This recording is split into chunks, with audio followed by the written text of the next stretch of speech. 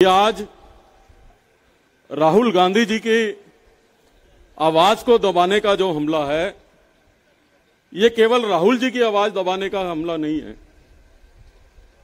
आज जो लोग ओबीसी का बहाना लेके हम पे अटैक करने की बात कर रहे हैं, हमारी विचारधारा की बात कर रहे हैं, वो ये भूल रहे हैं कि हमारे संविधान का जो सबसे बेसिक मूल मंत्र है, लोकतंत्र का जो सबसे बेसिक मूल मंत्र है, जो बाबा साहब अम्बेडकर की भावनाओं का सबसे मुख्य केंद्र बिंदु है, वो फ्रीडम ऑफ एक्सप्रेशन है। आज अगर राहुल जी की आवाज दबाने की कोशिश की जा रही है, तो देश का आम आदमी अपनी आवाज कैसे उठाएगा, ये प्रश्न आज हमारे देश के सामने है। तो जो लोग ओबीसी की बात करते हैं, मैं उनसे ये कहना चाहता हूं कि आप अगर फ्रीडम ऑफ एक्सप्रेशन के खिलाफ काम कर रहे हो, तो आप अंबेडकर जी की मूल भावनाओं के खिलाफ काम कर रहे हो, आप अंबेडकर जी के विचारों के खिलाफ काम कर रहे हो, तो आप कैसे जो है सारे समाज को, सारे देश को एक साथ ले जाने की बात कर रहे हो।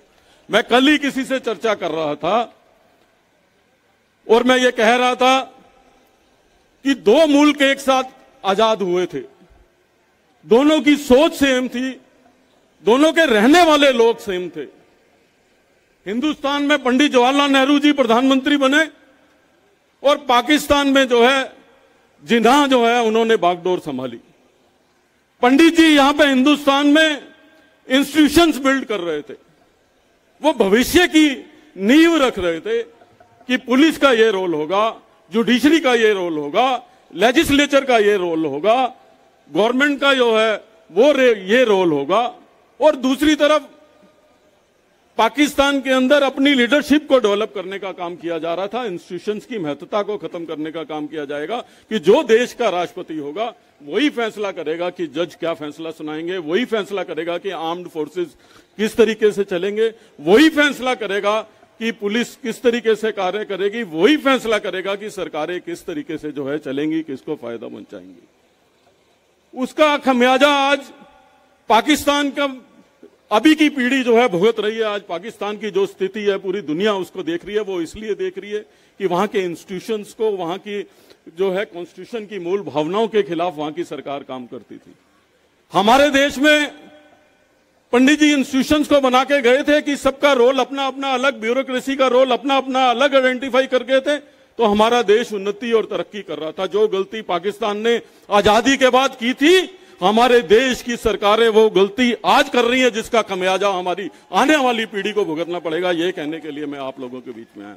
तो ये लड़ाई आपकी और हमारी नहीं है, ये लड़ाई हमारे आने वाले भविष्य की है, हमारे बच्चों की है। हमको फैसला करना पड़ेगा कि किस तरीके का भारत हम अपने देश के आने वाली पीढ़ी को देना चाहते हैं। क्या उसी तरीके का जो आज पाकिस्तान के हालात हैं, उसी तरीके के हालात हम आने वाले समय में अपने बच्चों को देके जाना चाहते हैं, या उस तरीके का हिंदुस्तान देना चाहते हैं जो हिंदुस्तान की कल्पना पंडित जवाहरलाल नेहरू, इंदिरा गांधी, राजीव गांधी जी ने की थी, जिस हिंदुस्तान के बारे में आज दुनिया के लोग कहते हैं कि अगर कोई मुल्क तरक्की करेगा तो हिंदुस्तान करेगा। क्या हम उसी परंपरा को बरकरार रखना चाहते हैं? इसलिए मैं कहना चाहता हूं कि ये लड़ाई केवल राहुल गांधी की नहीं है। मुझे याद आती है राहुल जी की ये संघर्ष को देख के एक बात कि भगत सिंह को जब फांसी होनी थी, तो भगत सिंह को फांसी से पहले जो अंतिम बार उनकी मां उनसे मिलने आई, तो भगत सिंह ने कहा कि मां मैं फिर जन्म लूंगा। तो उनकी मां ने कहा मैं तुझे पहचानूंगी कैसे? तो भगत सिंह ने कहा जो राष्ट्र के लिए लड़ाई लड़ेगा समझ लेना वही मैं हूं। और आज अगर इस देश की लड़ाई कोई लड़ रहा है तो उसका नाम राहुल गांधी है। धन्यवाद। जय हिंद।